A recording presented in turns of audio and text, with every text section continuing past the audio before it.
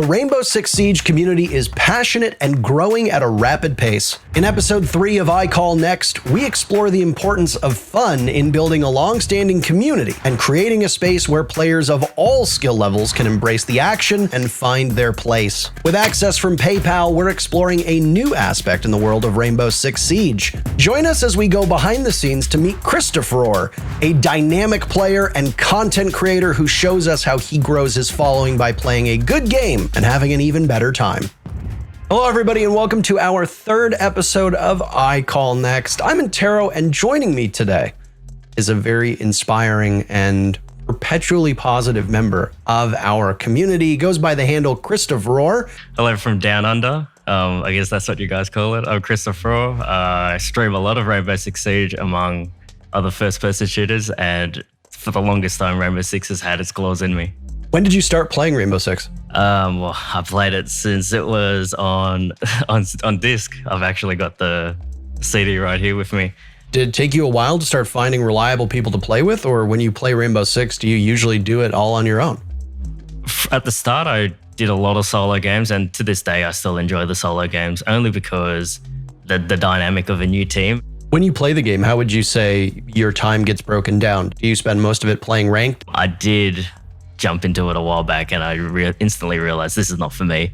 This is just way too serious, and for what I'm trying to achieve when I play on the feeling that I want to have, I just couldn't get that to align. The actual game of Rainbow Six can be incredibly stressful as a game, and that can hurt the likelihood of positivity. So given the fact that you play quick match and unranked more than ranked, is there anything that you do to make the game fun when you're playing those game modes, or is it just you play it normally, but your personality and the things you say make it fun for other people?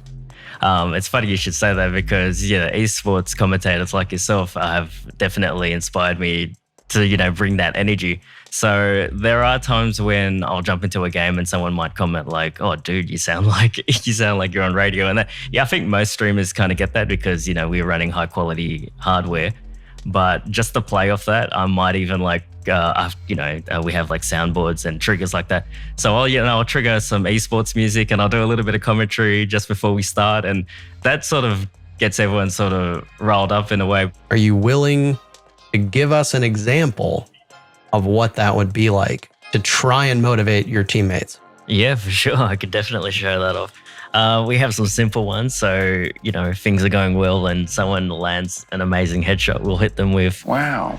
That's pretty much a classic. But on top of that, in terms of hyping up the team, we do sort of the commentary style sort of things that we do here. So I might, at any given time when the game starts, we might start with, "Ladies and gentlemen." To take us into tonight's Rainbow Six Siege game, we have locked and loaded and ready to go. At which point I'll go into the teammates that have been selected. Oh my goodness. What's the general reaction to either of those?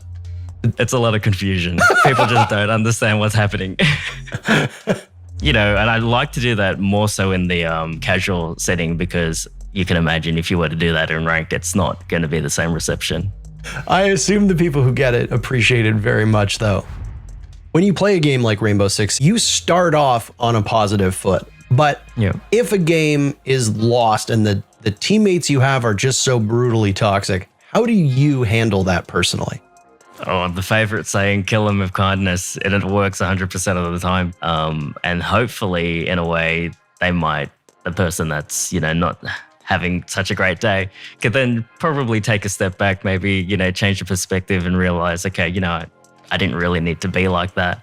And hopefully from there, there's a ripple effect of positivity. And how would you recommend somebody does that to prevent themselves from having bad days or having players in the game affect them for the worse? Are there any sources of inspiration that you personally have or anything that you do that helps you keep that good level-headed mindset? I would just say probably taking breaks. You can't, realistically, you can't be playing this nonstop as much as you'd like to.